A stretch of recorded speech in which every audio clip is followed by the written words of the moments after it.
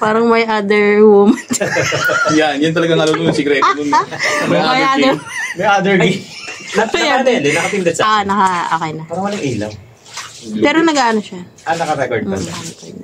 Tugang Lods, magandang gabi at nandito kami ngayon magkakasama sa isang lugar dito sa Cavite na napuntahan namin at habang nagkakape, kwentuhan muna kami. At sa mga Tugang Lods na nanonood. Boss Benok TV po. Gago maganda. Hindi mga boss, sa mga pagmahal. Nandito kami ngayon sa Cavite. Kakatapos na namin mag-explore sa napuntahan naming abandon. Ganon. Basta ganon, abandon siya. Place. Kasi bawal siya sabihin eh. So yun. Napaka-solid doon. Daming experience na naman na bago. So yun. So yung guys, magandang gabi, Sirteng TV! Sirteng TV! Yun. Guys, kakatapos lang yung explore namin kanina. So medyo ang energy kailangan i-recharge. So mag-a-api at magkukwentuhan muna tayo ngayong gabi. So pasok, sino sunod na magpa-intro? Boy Patatas? Wala ka ba dyan? Wala kang camera dyan. Magandang gabi mga ka-shekels. Ayan, nagsinama tayong lahat. Ito na ang 100% ko. Kasama ko si Mr. Rotten. Ang bago mo, kapatid ko. Wife ka? Ang yalimuong eh. Tugang Lods, ito nga. Siyempre, since dito, kwentuhan kami. At pag-usapan natin kasi marami diba yung parang makashek. Hirap. Ano kasi mga Tugang Lods. Yung sinasabi nila diba, yung iba malakas yung pakiramdam pag merong mga spirit nga nasa paligid. Pero yung iba na gustong taasan yung antas nila, yung gusto nila makita talaga yung itsura. So ngayon, eto, kasama natin si Tio, ay expert sa mga ganun. Yes, sir. So pwede tayong magtanong, especially si Cyrus pwede magtanong sa Ngayon pala si Cyrus kasama natin ngayon. Tapos ng level ng mga tinatawag na yung kakayahan ba para makita yung yung six senses natin na. The six senses. Tama ba? Pang six, no? Six senses. So ngayon, ikaw, Boss Benok, since nakakaramdam ka, di ba? Actually, ang nararamdaman ko lang naman kasi talaga, pag yung parang may multo talagang ganyan, tumataas talaga yung balahibo ko, lumalaki yung ulo ko. Tapos, basta puta, ang hirap kaliwanag kasi yun lang first time ko makakita na may image talaga. Tapos nung nag-ano na tayo, nag-barracks na, di rin ako naniniwala sa mga elemento kasi di pa ako nakaka-experience. Although na yung sinamama, mama ko nga dati, naniniwala sila sa mga duwid-duwid. Hindi ako nila kasi wala pa akong nararamdaman, nakakita. Pero nung barracks kami, grabe yung sabi ko kay Boss Tabs, parang ang laki ng ulo ko, Boss Tabs. Nangakan yung kamay ko eh. Nandun ka sa likod nun eh. Ay, kinutok niya yun, di ba? O, sabi niya, ito, nandito siya, nakatingin siya sa atin. Tapos, nung pagpunta niya sa pader, may itim talaga na usok na umaangat. Doon lang nakakala ko sa effects eh, kasi umaangat na usok na itim. Oo. Tsaka sa pader siya galing. Oo, sa pader. Sa butas nung Sa butas. Kala ko sa, gagaling. pati sa cellphone, sa kuha niya. Akala ko sa akin din eh. Itim na usok. Tapos nung kaya Ate Pao, ganun, pares din kami nung... Saan yun? Saan lugar yun? Sa barracks. Abuyaw yun. Ayaw. Ito yung twin mansion, tapos dun sa unahan nun, may packet na parang bundok na... Parang yun daw po yung mababa lang din naman. pinagsistayan ng mga Doon bantay pinag-i-stayan ng ng mga guards. Dati noon, mga sundalo, tapos mga... Kaya medyo mataas siya. tumira na lang. So, Grabe dun. tapos yun na, yung kwento na ng mga namatay yung mga... February 24, namamatay yung caretaker doon. Wow. Tapos may mga... Tatlo na namatay doon, di ba? Parang naging sumpa. Doon to sa Parang lugar. yung sumpa, parang gano'n. Pwede natin alisin naman yung sumpa. Pero question lang, Tio, kasi possible ba na may nararamdaman mo, hindi mo nakikita, pero pag may kasama kang may third eye o malakas yung ano, possible ba na makita mo rin yung kahit wala kang third eye? So sa akin, wala akong third eye. Sa pakiramdam, nararamdaman ko. Unang-unang pakiramdam natin dyan, pakiramdaman nyo mabuti yung hangin, pagkatao, tayo ng balahibo nyo, panlalaki ng ulo nyo. Kasama na yun, common na yun. Pero yung totoong actual na nakakakita niya, yun ito yung sinasabi natin na may third eye. Sino ba yung may mga third eye? Lahat naman tayo meron. Ngayon, conforme sa tao na talagang likas na bukas na ang third eye, at yun ang nakakakita. Yun yung sinasabi natin na para sa kanya, na yun, na nakatayo at nakatanim sa sinasabi natin na third eye sa kanya. Hindi na mawawala yun. Tanging pagpapawala lang yun, pwede natin isara. Isara. Pero bago natin isara yung sinasabi natin third eye, kailangan pa rin natin yung pananampalataya unang-una. Tapos gagamitan natin ang orasyon para may isara natin. May orasyon din para masama. Ayun. Uy, wait lang, nagulat ako kasi ngayon ko lang na nawala palang third eye si Tio. Kaya pala tuwing kasama natin siya, ang lagi niyang sinasabi, nararamdaman na kita. Nararamdaman kita. Kaya pala, wala pala siyang third eye. Pero sa pakiramdam, ramdam ko yun. Kahit nasa katawan niyo pa yun, hindi ka lulusot sa akin. Yun yung gifted na ipinagkaloob sa akin. Kaya nga sinasabi ko sa inyo, sa tuwing mag-vlog kayo, ramdam ko andyan kayo sa tabi. Bakit ba lagi kong sinasabi na huwag kayong mananakit? Kasi once na pumasok sa katawan niyo to, laban na naman to. Yun ang ingatan natin. Kaya lagi kong sinasabi sa inyo, bilang ghost hunter kayo, ako'y pinagbawalan na dito, sasamaan ko kayo. Ghost hunter ba tayo? Ganun na yun. Wala ko comedian tayo eh. So, ganito, once na pinasok nyo yan, andyan na yung unang-una panganib. Saan ba tayo unang mga nganib? Unang-una yung paglakad. Panataliin pa rin natin bago tayo lumakad. Pagdarasal, pananampalataya. Unang-una yan, huwag nyo kakalimutan yan. Huwag nyo kakalimutan. Lalo pag ang sinasabi natin pupuntahan natin is yung talagang critical na lugar. Huwag kayong makakalimot. Kasi, merong mga elemento na malakas at matalas ang pakiramdam na bago nyo palang sila puntahan, yung spiritual nila nararamdaman na kayo na may pupunta sa kanila. Pwede nila kayong hadlangan. Pwede isa sa inyo maposes. Pwede sa inyo isa masaktan.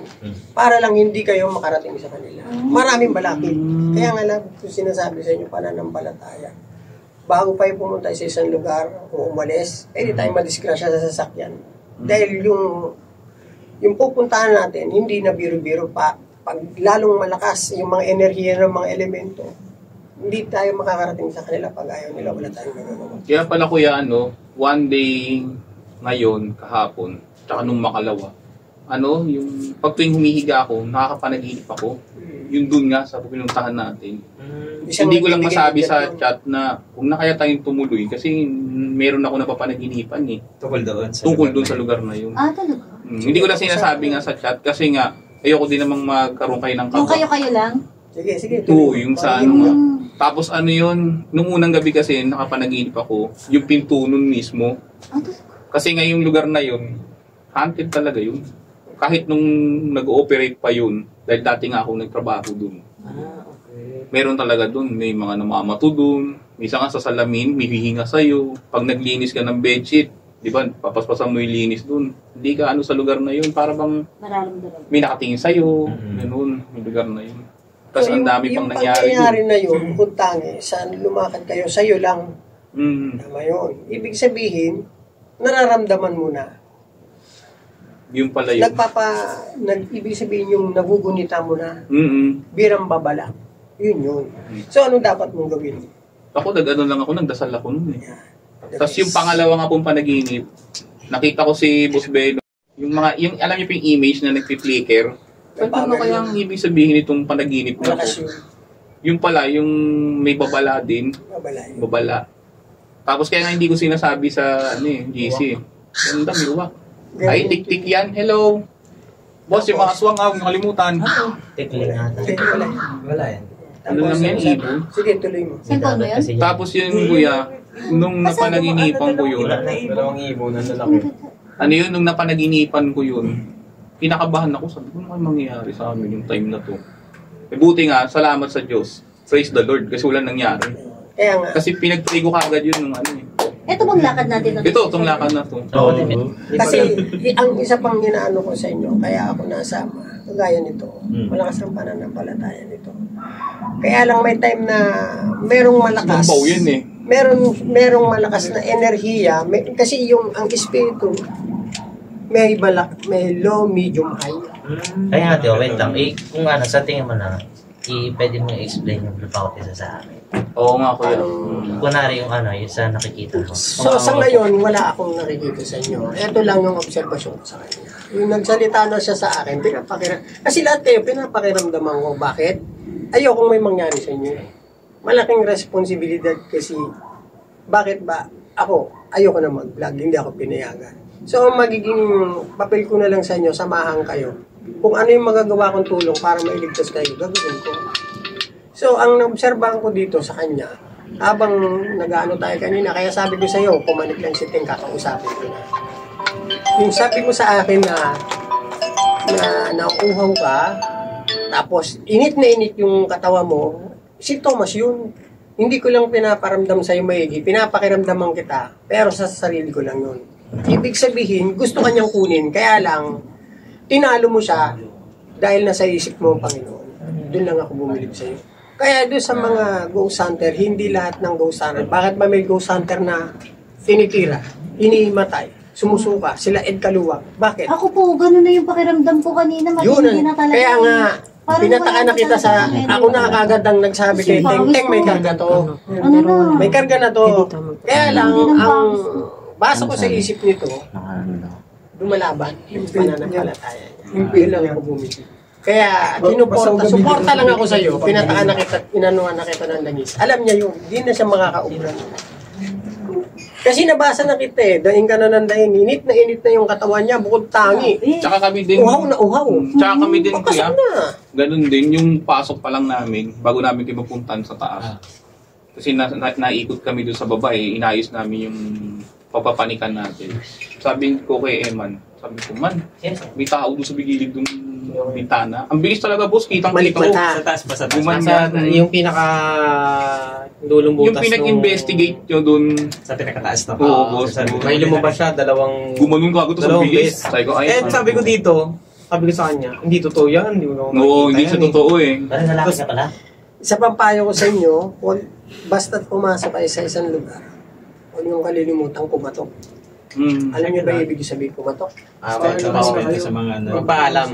Masintabi kayo. Pero yung ano, yung nandun pala tayo sagdan, yung sinabi ko sa'yo na meron ako nararamdaman. Nasa doon lang sa bungad yan, di ba? Nasa bungad na, ramdaman ko yun. Di ba? Kasi sabi ko nga sa inyo, ang kaluluwa hindi pare-parehas. Kung palang iniwan sa tao, may Pero kanya-kanya parang iba po siya. okay. Para siyang malaking tao na ewan. Tapos yung siya na nakakita dun, babalik ko doon sa kwento kanina, nung siya na nakakita si Emma na mismo. Eh boss, may sumisilip. sumisilip. Sabi nga. Sa sa taas no. Tapos nag-wave pa nga kami. Sabi ko, hello, gano'n pa kami. Hanggang binibiro pa nito.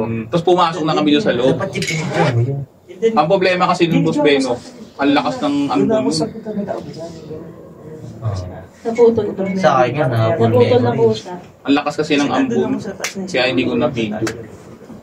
Yung parang yung alam niya na may papasok. Parang alam niya may papasok, silipin niya muna. Kahit naman tayo, pwede tayong kumausap ng espiritu. Kaya lang magiging problema, magkakaroon tayo ng malaking problema. Kasi once na isa sa atin, sa panghinaan ng loob, doon papasok. Mamang problema na ako. Yung pinakamahina, yung napapasubukin. Kanina nakaramdam ako yung parang mainit yung lalamunan, tapos mabigat, parang nauuhaw. Tapos bigla akong naisip yung isang verse sa Bible. Huwag yung malilim. Yun, nawala. Huwag yung malilim. Meron lang ng part sa baba na may sumitsit sa akin. Na sabi ko sa kaya. Pero hindi siya malakas kasi dito lang sa tenga ko. Tapos pag tingin ko sa cellphone ko, wala na, full memory na. Kaya hindi na makakapag-video. Sa akin po bumato. May bumato mag-isa lang. Yung bumato sa'yo, tarantado yun, yung kinakausap natin. Oh, loko yun, hindi yun. Kala ko po kasi Tarantado sa pala taas yun, ng Boss Benak eh. Tarantado yun. Yun yung pinakausap natin. Yun yung tumitira na sa'yo, yung bumato rito. Sabi ko sa kanya, hindi ako matakot, kasama ko si Lord eh. So na-realize ko lang sa Boss Benak, natakot na ako. Meron doon, kasi nung inakyat namin ni Annalyn yun, nauna na kami ni Annalyn akatin doon. Para siyang yung sa may dulo nun. Yung kita mo na yung kalsada. Para exit yun eh. Tapos may bola doon na bata. Bago yung yung green? Pag-akyat sa taas nakita mo namin. pa lang doon, yung unang right side dito, para akong namalikmatan na mayroong dark siya na Buti nga yung sumatras ka agad mga ako. naiinkwentro lang natin kaluluwa eh. Pero pag naiinkwentro natin yung mga kapre, balang, malulupit yan. Parang yung nangyari po sa amin Sisirain yung sa gadget niyo yan. Green Mansion. Maliwala na kayo sa akin. Hindi ko malimutan yun, yung si ma'am na parang nagulat siya doon sa kasama na yun. Doon sa barracks. Sila ba? Sila. Sa baba. Yung dumaan siya sa harap kong Black gano'n. lady. Bakit? May parang siya natakot doon sa mismong puno Yung mga yun. puno doon. May naninirahan. Kaya gano'n. Tsaka doon yung kasama ko yung Serteng, pagbaba namin doon sa, di ba po yung barracks may gibang part? Pag yuko ko doon, ibang kilabot. Talagang tayuin yung balahibo ko. Yung doon sa CR na yan. MCR. Ay, yun talaga. Malala yung areang yun kasi yung mga, may tubig pa yun eh, yung banyong yun. Matakot yun. Tsaka yung yabag doon, diba? Hindi siya pang tao. Mabigat na, parang kayang lumubog sa lupa. Kasi diba, matatagal na puno din yung mga Nakakatakot. Kaya akala ata ng mga... Basta pag kayo nag-explore kayo, dala kayo ng tubig, mineral water, kailangan yan. Tangkila, panundi. Akala ata ng mga nanonood. Sabi ko kalagi, magdadala ng madaling mag-explore.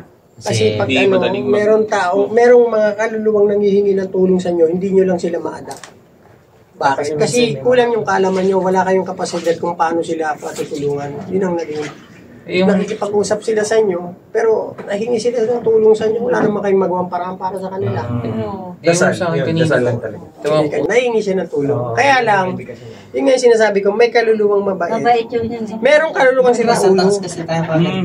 Dinidistract niya. Walang iniwan sa tao. Dinidistract niya yung para hindi natin matulungan. Tama. May nangihingi ng tulong sa atin. Meron silang kaluluwa naman na i-distract ko yan para hindi nyo makuha yan. Kinukulong nila na kailangan makasama nila. Kasi doon, yung room 6 na nasa kaliwa, yung room 9, tapos yung sa baba nun, yung parkingan ng mga motor tsaka kotse, yun, meron talaga doon. Meron ka rin nun eh, di ba? Inabot mo kami nito. Hindi na po, wala na po. Tapos na kayo.